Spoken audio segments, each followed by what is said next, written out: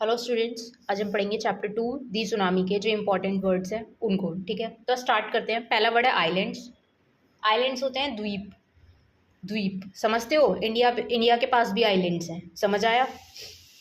Pieces of land completely surrounded by water. जैसे मान लो ये एक जगह है, ज़मीन का हिस्सा, इसके आसपास क्या है? पानी, तो उसके लिए यूज़ करेंगे आइलैंड वर्ड। समझ आया? ये ज्योग्राफी की टर्म है। अगला वर्ड है सुनामी। सुनामी बेसिकली क्या होती है? पानी के अंदर आती है। पानी के अंदर जो झटके आते हैं, अर्थक्वेक आते हैं, उससे ये कॉज होती है। कॉज मतलब उनसे होती है वो। ठीक है। Next is here. हेयर का मतलब होता है यहाँ पे, यहाँ। समझ आया? कॉज्ड। कॉज्ड का मतलब कारण, बना, या फिर उस वजह से ये हुआ। ठीक है, उत्पन्न किया। समथिंग दैट मतलब जिससे कि कुछ गलत हो रहा है, बैड हैपन हो रही है। समझ आया? Next is coast. कोस्ट का मतलब होता है तट या फिर किनारा। समझ आया? जैसे कि इंडिया है, इंडिया के कोस्टल वाले जो रीजन्स हैं उनके तुम लोग नाम बताओ। जैसे कि ये इंडिया है, तो यहाँ पे इसका कुछ कोस्टल एरिया है, यहाँ पे कुछ कोस्टल एरिया। कोस्टल एरिया वो होते हैं बेसिकली जो पानी से लगे हुए एरियाज होते हैं। समझ आया? तो उनके लिए यूज करते हैं कोस्टल एरिया, और इससे ये निकल के आया वर्ड कोस्ट। समझ आया? नेक्स्ट इज करेज। करेज का मतलब होता है साहस, हिम्मत, ब्रेवरी। ठीक है। अगला है सर्वाइवल। सर्वाइवल या सर्वाइव मतलब होता है जीवित रहना। इस चैप्टर में पढ़ेंगे कि कैसे कैसे लोगों की लाइफ अफेक्ट हुई और फिर उनसे वो लोग निकल कर आए बाहर। समझ आया? सर्वाइवल। अगला है वोक। वोक मतलब जागा। ये वेक की सेकंड फॉर्म लिखी हुई है, वर्ब की सेकंड फॉर्म। अगला है फेल्ट। फेल्ट करना, महसूस किया, और फील की ये सेकंड फॉर्म होती है। ठीक है। अगला है केयरफुली। केयरफुली मतलब सावधानी से, केयरफुली। अगला है रश्ड आउट। रश्ड आउट मतलब कि होता है कि तेजी से बाहर निकला। ठीक है। अगला है केओस। केओस का मतलब होता है उथल पुथल हो जाना। ठीक है, कंप्लीटली डिसऑर्डर या फिर कंफ्यूजन, भगदड़ मच जाती है ना, तो उसके लिए यूज करते हैं वर्ड। अगला है कॉट। कॉट का मतलब होता है पकड़ा गया। ठीक है। स्वेप्ट। स्वेप्ट का मतलब बह गया। इस चैप्टर में पढ़ेंगे कि कैसे कितने सारे जो मासूम लोग थे वो बेचारे ऐसे बह गए। है कि नहीं? उनकी कोई गलती थी? नहीं, बह गए बेचारे। Move quickly and forcefully. जबरदस्ती मतलब ऐसे इतनी फोर्स के साथ पानी आएगा कि उन सबको बहा के ले जाएगा। ठीक है। स्वीप होती है इसकी मेन वर्ड। अगला है क्राइस। क्राई करना, चिल्लाना, चीखना, रोना। ठीक है। अगला है रेस्क्यू। रेस्क्यू का मतलब होता है बचाव। ठीक है। फ्लोटिंग। फ्लोटिंग का मतलब होता है तैरता हुआ। ठीक है, फ्लोट करता हुआ, तैरता हुआ। अगला है वेव। वेव का मतलब होता है लहर। क्या होता है? लहर। और ये कहाँ पे देखने को मिलेगी? ऑब्वियसली जो हमारे पानी वाली चीजें हैं उनमें देखने को मिलेगी। अगला है रिसीड। रिसीड करना मतलब पीछे हटना। रिसीड का मतलब होता है पीछे हटना या फिर नीचे की तरफ हो जाना। समझ आया आपको? पढ़ेंगे इसमें कि कैसे पानी तो बढ़ रहा था, फिर एकदम से वो अपने आप रिसीड होने लगा। ऑब्वियसली बाढ़ भी आती है तो वो पहले बढ़ती है और फिर वो कम होते रहती है। अगला है जाइंट। जाइंट का मतलब होता है something that is very huge. ठीक है, एक्सट्रीमली लार्ज, उसके लिए बोलते हैं उसको, विशाल का है। अगला है ट्रोमेटाइज। ट्रोमेटाइज होना, सदमे में आ जाना। जैसे कुछ ऐसे इंसिडेंट्स होते हैं हमारे लाइफ में, या फिर मान लेते किसी की लाइफ में हुए हैं जिससे क्या हुआ है कि वो उस चीज़ से बाहर नहीं आ पा रहा, उसके बार बार उसको ख्याल आते हैं, सपने आते हैं। क्यों? क्योंकि वो उससे ट्रोमेटाइज हो गया, वो चीज़ उसके दिल में बैठ गई है, सदमे में आ गया है वो उससे। अगला है वॉल्केनो। वॉल्केनो का मतलब होता है ज्वालामुखी। ये तो आपने देखे होंगे। चलो इंडिया का जो एक्टिव वॉल्केनो है वो बताओ कहाँ पे है, उसका नाम क्या है? ठीक है। हिस्टेरिकल, इसका मीनिंग होता है कि देखिए एक ना इमोशन होता है जिससे ना आप बाहर नहीं आ पाते हो। जैसे मान लो आपने कोई मूवी देखी, ठीक है, बहुत आपको बहुत अच्छी लगी, आपको मतलब एंड में आप सेंटी भी हो गए, आप रोने भी लगे, लेकिन आपका एक फ्रेंड है, वो तो भाई उसको तो कोई फर्क नहीं पड़ रहा। देखिए सबके इमोशन अलग अलग होते हैं। मेरी बात समझ में आ रही है? सबके इमोशन अलग अलग होते हैं। सब लोगों का चीज़ों को देखने का, समझने का नज़रिया अलग होता है।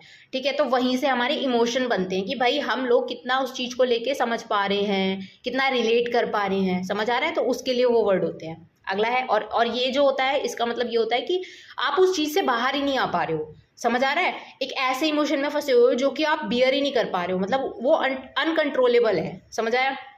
अगला है फ्राइटेन। फ्राइटेन का मतलब होता है डरा हुआ।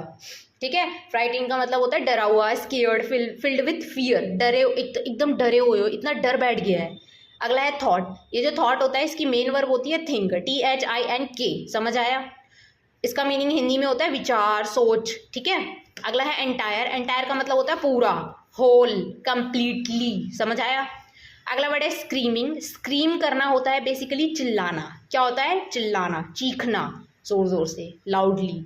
अगला है टेरिफाइंग। टेरिफाइंग का मीनिंग होता है एकदम बहुत ज़्यादा डरावना है, भयानक की सेंस में समझ सकते हो। समझ आया? अगला है अलाइव। इसके लाइव के आगे एक वर्ड लिखा है ए। इसका मतलब ए लगते ही क्या बन गया? जीवित। दोनों का मीनिंग सेम ही होता है, लाइव और अलाइव का, लिविंग के लिए। ठीक है। Next is abandon. अबेंडन का मीनिंग होता है त्यागा हुआ, डेजर्टेड, उसको अलग कर दिया, डेजर्ट कर दिया, या आपने उसको त्याग दिया। मेरी बात समझ रहे हो? जैसे कि जो लोग ज़्यादा स्मोकिंग वगैरह करते हैं ना, जो नशा वशा करते हैं, तो वो लोग जब आगे जाते हैं जो नशा मुक्ति केंद्र होते हैं, तो वहाँ पे उनको ये सब चीज़ें सिखाई जाती है कि इसको कैसे त्यागना है, इस चीज़ को कैसे छोड़ना है। तो मैंने आपको सिर्फ एक एग्जाम्पल दिया है आपको कि त्यागने का मीनिंग क्या होता है, किसी चीज़ को अलग करना या आपने उसे छोड़ देना। मेरी बात समझ रहे हो? डेजर्टेड, डेजर्टेड का मीनिंग होता है त्याग देना, समझ आया? और डेजर्ट क्या होते हैं? हमारे मरुस्थल। इंडिया का कौन सा है, जरा नाम बताओ, 2 है इंडिया के पास। अगला है एंटाइज्ड। एंटाइज्ड होता है जो आपको बहुत ज़्यादा अच्छा लगता है, लुभाता है, लुभाया, फुसलाया, ठीक है, अट्रैक्ट किया, टेम्पटेड किया, एंटाइसिंग किया, तो उसके लिए इसका वर्ड का यूज़ करते हैं। अगला है डिजास्टर। डिजास्टर होता है बेसिकली आपदा। जैसे कि इस चैप्टर में पढ़ेंगे कि सुनामी क्या थी, एक आपदा थी। भाई कौन चाहता है कि हमारे घर में, हमारे पास, हमारे देश में ये सब हो जाए, है कि नहीं? हमारे स्टेट में, हमारे डिस्ट्रिक्ट में ये सब चीज़ें हो जाएं। बेसिकली कोस्टल प्लेन में ही हो सकता है, ये जो हमारे कोस्टल एरियाज है कि नहीं, जो पानी से रिलेटेड है, पानी से एकदम चिपकी हुई ज़मीन है उससे। लेकिन कौन चाहता है ना? तो डिजास्टर एक मतलब वो होते हैं जो कि हमारा इन्वायरमेंट होता है जो आउट ऑफ कंट्रोल हो जाता है। देखिए हम इन चीज़ों को कंट्रोल नहीं कर सकते हैं। मेरी बात समझ में आ रही है? जब ये चीज़ें अपने हाथों से खुद से होने लगती हैं तभी तो बाढ़ आती है कि नहीं? तो ये सारी चीज़ें, इनके लिए वर्ड यूज़ होता है अननेचुरल कैटेस्ट्रॉफ। इसकी स्पेलिंग याद करो, ये इंपॉर्टेंट वर्ड है, ये फ्यूचर में भी काम आएगा, ठीक है? अगला है पेरिश्ड। पेरिश्ड होता है बेटा जो जल्दी से खराब हो जाता है, ठीक है?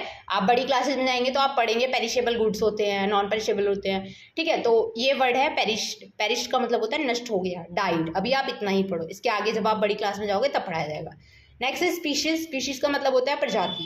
जैसे हमारे जो टाइगर होते हैं उनमें होती है, हमारे इंसेक्ट्स होते हैं उनमें होती हैं, कि भाई कितने तरीके के हैं, रेप्टाइल्स हैं कितने तरीके के होते हैं कि नहीं? तो उनके लिए ये वर्ड यूज़ होता है। अगला है कार्केसेस। इसका मतलब होता है कि कोई एनिमल है, ठीक है? बेसिकली मान लो कोई एनिमल है, वो एक्सपायर हो गया है या फिर ख़त्म हो गया है, ठीक है? तो उसकी डेड बॉडी जो होगी ना, जो उसका शव होगा, उसके लिए वर्ड यूज़ करा जाएगा, ठीक है? अगला है एक्सेप्ट। एक्सेप्ट करना मतलब कि मतलब उसको छोड़ना या फिर उसको छोड़कर। मेरी बात समझ रहे हो? सिवाय, उसके सिवाय, एक्सेप्ट उसके अलावा, सिवाय, इसके अलावा, कि तुम्हारे अलावा, नॉट इंक्लूडिंग, तुमको नहीं इंक्लूड किया जा रहा है। मेरी बात समझ, एग्जाम्पल दिया है मैंने, एक्सेप्ट। और एक ए से होता है, उसका मीनिंग तुम बताओ मुझे ज़रा क्या होता है, ठीक है? इसके बाद हम इसकी थ्योरी को पढ़ेंगे, बहुत अच्छा चैप्टर है। इससे तुम्हारी क्या होगा कि जो जीके है थोड़ी वो भी बढ़ेगी, है ना, एनहेंस होगी। तो इसको पढ़ो दोबारा से, ये सारे वर्ड मीनिंग पढ़ लो दोबारा।